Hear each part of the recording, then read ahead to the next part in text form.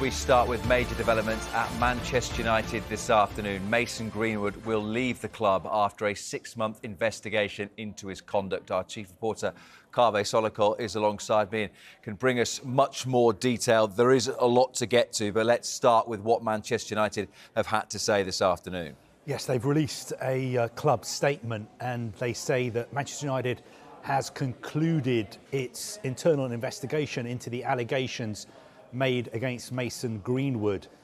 Our process commenced in February 2023, following all charges against Mason Greenwood being dropped. Throughout, we have taken into account the wishes, rights and perspective of the alleged victim, along with the club's standards and values, and sought to collate as much information and context as possible.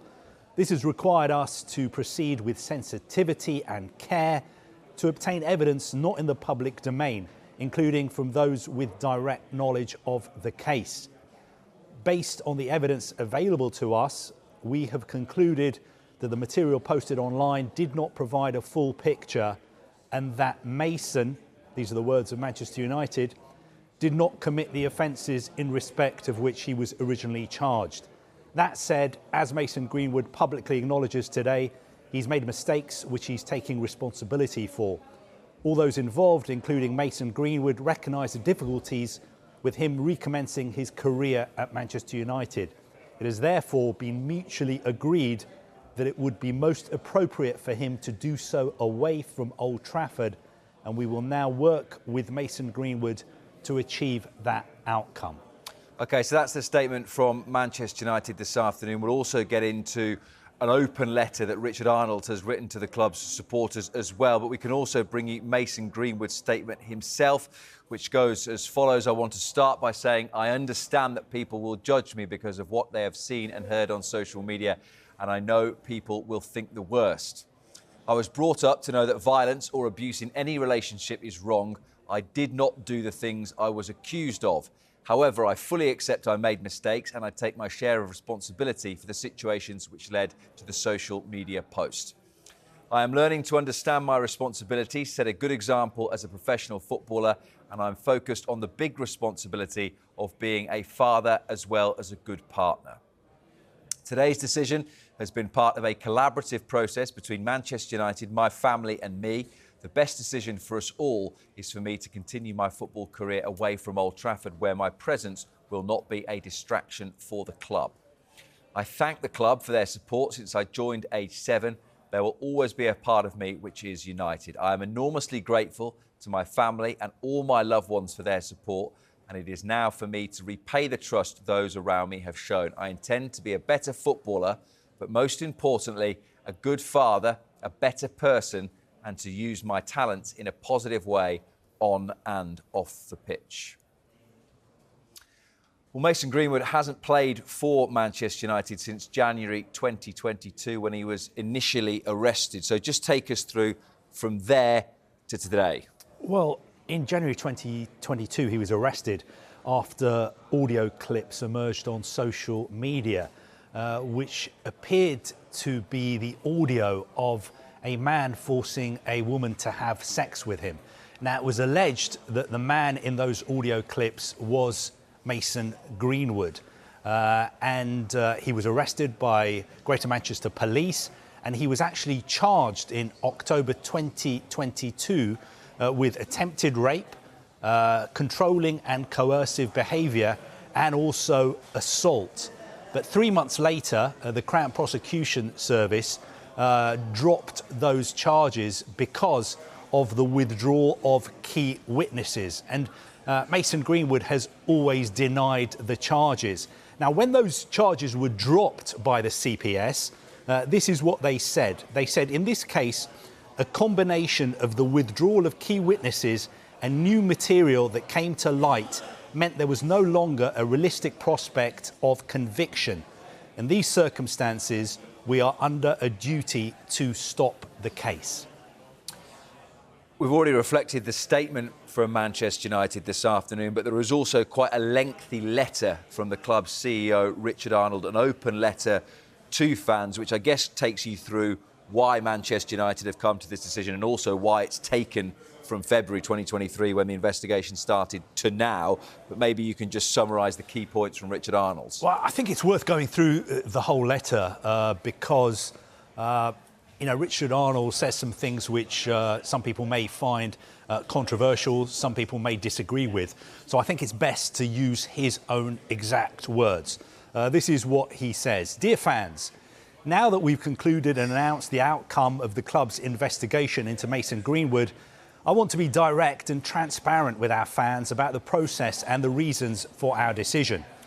This was an internal disciplinary investigation between employer and employee, which would ordinarily take place outside of the public eye. Given the public nature of the allegations and Mason's profile, I acknowledge that this was not an ordinary situation, but I felt it important that we still follow due process and, so far as possible, avoid media comment until I had made a definitive decision. When audio footage and imagery was posted online in January 22, my feelings were of shock and concern for the alleged victim. Her welfare, wishes and perspective have been central to the club's approach ever since, as have the club's standards and values. While we immediately concluded that Mason should be suspended pending investigation, we were also conscious of our duty of care towards him and the importance of making a decision based on full information. Until February this year, this was a matter for the police and the CPS. It was only when charges were dropped that the club discussed the allegations with Mason and others involved in the case. Our investigation sought to collate as much evidence as possible to establish facts and context. This was not a quick or straightforward process for a variety of reasons. It was essential for us to respect the rights and wishes of the alleged victim. Also, we have limited powers of investigation, which meant we were reliant on third-party cooperation. Timings have also been influenced by my desire to minimise the impact of the investigation on our men's and women's teams as well as our Lionesses. I acknowledge that this gave more time for speculation, but the alternative would have been to compromise due process or create untimely disruption. While we were unable to access certain evidence for reasons we respect, the evidence we did collate led us to conclude that Mason did not commit the acts he was charged with. I'm restricted as to what I can say for legal reasons, including the alleged victim's ongoing right to anonymity, but I'm able to share the following with you, which should give you some insight into the complexity of this case. The alleged victim requested the police to drop their investigation in April 22. We were provided with alternative explanations for the audio recording, which was a short excerpt from a much longer recording, and for the images posted online. The alleged victim's family participated in the process and were given the opportunity to review and correct our factual findings. Last week, the media reported that we decided to reintegrate Mason and the elements of a plan to do so had been leaked to them. Reintegration was one of the outcomes we considered and planned for. For context, over the course of the past 6 months, several outcomes have been contemplated and planned for, and my view has evolved as our process progressed. While the ultimate decision rested with me, I was taking various factors and views into account right up until the point of finalising my decision. While I'm satisfied that Mason did not commit the acts he was charged with, Mason's accepted that he has made mistakes which he takes responsibility for.